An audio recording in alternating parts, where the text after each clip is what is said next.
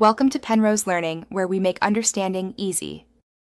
You begin by making the basics reliable.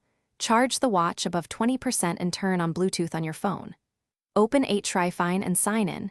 If you don't have an account, create one now because pairing requires a registered profile. Once done, grant Hryfine location and Bluetooth permissions. These are mandatory for discovery and connection. Make sure the watch is awake and showing the pairing screen. Without that visible state, your phone won't find the device, so get both devices ready. Now you'll initiate pairing inside the app. Tap Devices, then Add New.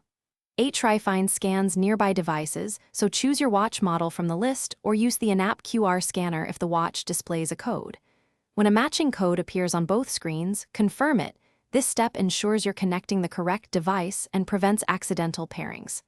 After confirming, tap Pair. If pairing stalls, wait 10 seconds and retry. Hryfine will usually resume discovery without losing settings. Finish by syncing data and selecting which notifications Hryfine will forward to your watch. This controls battery use and alerts.